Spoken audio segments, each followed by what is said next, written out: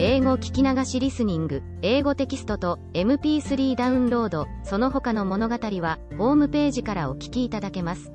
88thpp.com 88thpp.com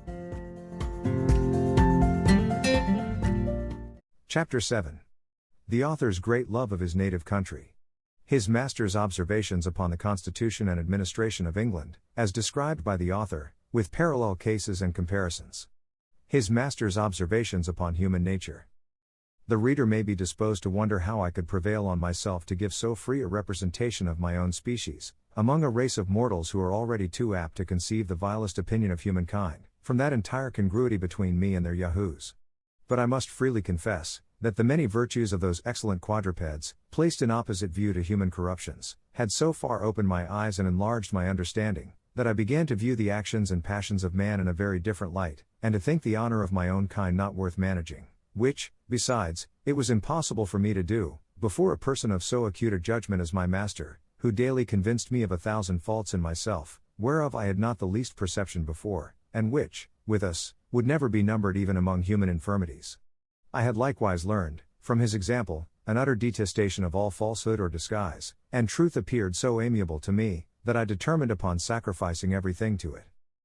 Let me deal so candidly with the reader as to confess that there was yet a much stronger motive for the freedom I took in my representation of things.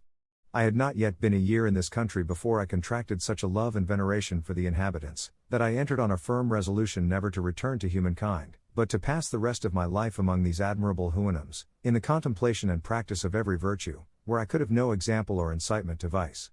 But it was decreed by fortune, my perpetual enemy, that so great a felicity should not fall to my share. However, it is now some comfort to reflect, that in what I said of my countrymen, I extenuated their faults as much as I durst before so strict an examiner, and upon every article gave as favorable a turn as the matter would bear. For, indeed, who is there alive that will not be swayed by his bias and partiality to the place of his birth? I have related the substance of several conversations I had with my master during the greatest part of the time I had the honor to be in his service, but have, indeed, for brevity's sake, omitted much more than is here set down. When I had answered all his questions, and his curiosity seemed to be fully satisfied, he sent for me one morning early, and commanded me to sit down at some distance, an honor which he had never before conferred upon me.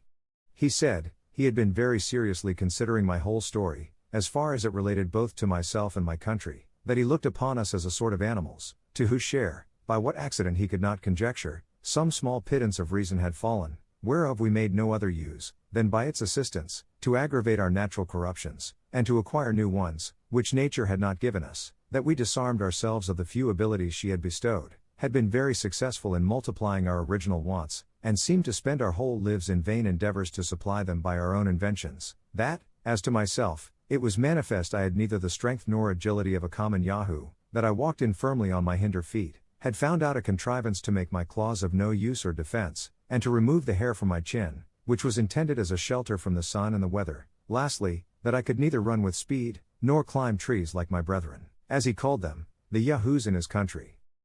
That our institutions of government and law were plainly owing to our gross defects in reason, and by consequence in virtue, because reason alone is sufficient to govern a rational creature, which was, therefore, a character we had no pretense to challenge, even from the account I had given of my own people, although he manifestly perceived, that, in order to favor them, I had concealed many particulars, and often said the thing which was not. He was the more confirmed in this opinion, because, he observed, that as I agreed in every feature of my body with other Yahoos, except where it was to my real disadvantage in point of strength, speed, and activity, the shortness of my claws, and some other particulars where nature had no part, so from the representation I had given him of our lives, our manners, and our actions, he found as near a resemblance in the disposition of our minds. He said, the Yahoos were known to hate one another, more than they did any different species of animals, and the reason usually assigned was, the odiousness of their own shapes, which all could see in the rest, but not in themselves. He had therefore begun to think it not unwise in us to cover our bodies, and by that invention conceal many of our deformities from each other, which would else be hardly supportable. But he now found he had been mistaken, and that the dissensions of those brutes in his country were owing to the same cause with ours, as I had described them. For if, said he, you throw among 5 Yahoos as much food as would be sufficient for 50, they will, instead of eating peaceably, fall together by the ears, each single one impatient to have all to itself, and therefore a servant was usually employed to stand by while they were feeding abroad, and those kept at home were tied at a distance from each other, that if a cow died of age or accident, before a Houyhnhnm could secure it for his own yahoos, those in the neighborhood would come in herds to seize it, and then would ensue such a battle as I had described, with terrible wounds made by their claws on both sides, although they seldom were able to kill one another, for want of such convenient instruments of death as we had invented. At other times, the like battles have been fought between the yahoos of several neighborhoods, without any visible cause, those of one district watching all opportunities to surprise the next, before they are prepared. But if they find their project has miscarried, they return home, and, for want of enemies, engage in what I call a civil war among themselves. That in some fields of his country there are certain shining stones of several colors, whereof the yahoos are violently fond, and when part of these stones is fixed in the earth, as it sometimes happens, they will dig with their claws for whole days to get them out, then carry them away, and hide them by heaps in their kennels, but still looking round with great caution, for fear their comrades should find out their treasure. My master said, he could never discover the reason of this unnatural appetite, or how these stones could be of any use to a yahoo, but now he believed it might proceed from the same principle of avarice which I had ascribed to mankind. That he had once, by way of experiment, privately removed a heap of these stones from the place where one of his yahoos had buried it, whereupon the sordid animal, missing his treasure, by his loud lamenting brought the whole herd to the place, there miserably howled, then fell to biting and tearing the rest, began to pine away, would neither eat, nor sleep, nor work, till he ordered a servant privately to convey the stones into the same hole, and hide them as before, which, when his yahoo had found, he presently recovered his spirits and good humor, but took good care to remove them to a better hiding place, and has ever since been a very serviceable brute. My master further assured me, which I also observed myself, that in the fields where the shining stones abound, the fiercest and most frequent battles are fought, occasioned by perpetual inroads of the neighboring yahoos. He said, it was common, when two yahoos discovered such a stone in a field, and were contending which of them should be the proprietor, a third would take the advantage, and carry it away from them both, which my master would needs contend to have some kind of resemblance with our suits at law, wherein I thought it for our credit not to undeceive him, since the decision he mentioned was much more equitable than many decrees among us, because the plaintiff and defendant there lost nothing beside the stone they contended for, whereas our courts of equity would never have dismissed the cause, while either of them had anything left. My master, continuing his discourse, said, there was nothing that rendered the yahoos more odious, than their undistinguishing appetite to devour everything that came in their way, whether herbs, roots, berries, the corrupted flesh of animals, or all mingled together, and it was peculiar in their temper, that they were fonder of what they could get by rapine or stealth, at a greater distance, than much better food provided for them at home. If their prey held out, they would eat till they were ready to burst, after which, nature had pointed out to them a certain root that gave them a general evacuation. There was also another kind of root, very juicy, but somewhat rare and difficult to be found, which the yahoos sought for with much eagerness, and would suck it with great delight. It produced in them the same effects that wine has upon us. It would make them sometimes hug, and sometimes tear one another, they would howl, and grin, and chatter, and reel, and tumble, and then fall asleep in the mud. I did indeed observe that the yahoos were the only animals in this country subject to any diseases, which, however, were much fewer than horses have among us, and contracted, not by any ill treatment they meet with, but by the nastiness and greediness of that sordid brute. Neither has their language any more than a general appellation for those maladies, which is borrowed from the name of the beast, and called Nia Yahoo, or Yahoo's evil, and the cure prescribed is a mixture of their own dung and urine, forcibly put down the Yahoo's throat. This I have since often known to have been taken with success, and do here freely recommend it to my countrymen for the public good, as an admirable specific against all diseases produced by repletion. As to learning, government, arts, manufactures, and the like, my master confessed, he could find little or no resemblance between the yahoos of that country and those in ours, for he only meant to observe what parity there was in our natures. He had heard, indeed, some curious Houyhnhnms observe, that in most herds there was a sort of ruling yahoo, as among us there is generally some leading or principal stag in a park, who was always more deformed in body, and mischievous in disposition, than any of the rest, that this leader had usually a favorite as like himself as he could get, whose employment was to lick his master's feet and posteriors, and drive the female yahoos to his kennel, for which he was now and then rewarded with a piece of ass's flesh. This favorite is hated by the whole herd, and therefore, to protect himself, keeps always near the person of his leader. He usually continues in office till a worse can be found, but the very moment he is discarded, his successor, at the head of all the yahoos in that district, young and old, male and female, come in a body, and discharge their excrements upon him from head to foot.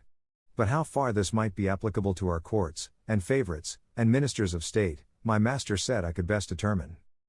I durst make no return to this malicious insinuation, which debased human understanding below the sagacity of a common hound, who has judgment enough to distinguish and follow the cry of the ablest dog in the pack, without being ever mistaken.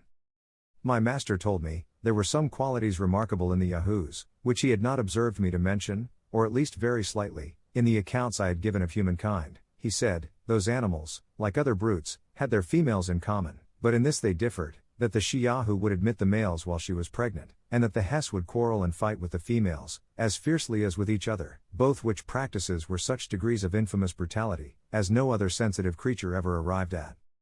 Another thing he wondered at in the Yahoos, was their strange disposition to nastiness and dirt, whereas there appears to be a natural love of cleanliness in all other animals. As to the two former accusations, I was glad to let them pass without any reply, because I had not a word to offer upon them in defense of my species, which otherwise I certainly had done from my own inclinations.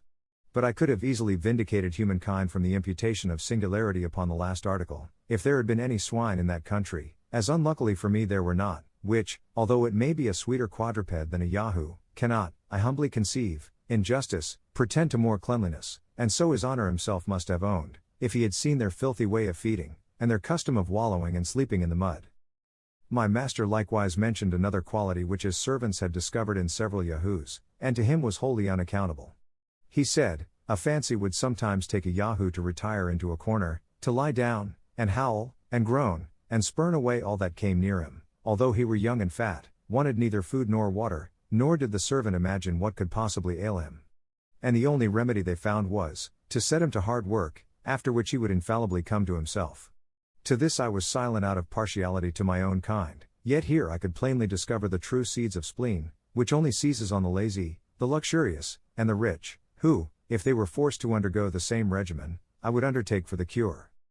His honor had further observed, that a female Yahoo would often stand behind a bank or a bush, to gaze on the young males passing by, and then appear, and hide, using many antic gestures and grimaces, at which time it was observed that she had a most offensive smell, and when any of the males advanced, would slowly retire, looking often back, and with a counterfeit show of fear, run off into some convenient place, where she knew the male would follow her. At other times, if a female stranger came among them, 3 or 4 of her own sex would get about her, and stare, and chatter, and grin, and smell her all over, and then turn off with gestures, that seemed to express contempt and disdain. Perhaps my master might refine a little in these speculations, which he had drawn from what he observed himself, or had been told him by others. However, I could not reflect without some amazement, and much sorrow, that the rudiments of lewdness, coquetry, censure, and scandal, should have place by instinct in womankind. I expected every moment that my master would accuse the Yahoos of those unnatural appetites in both sexes, so common among us. But nature, it seems, has not been so expert a schoolmistress, and these politer pleasures are entirely the productions of art and reason on our side of the globe.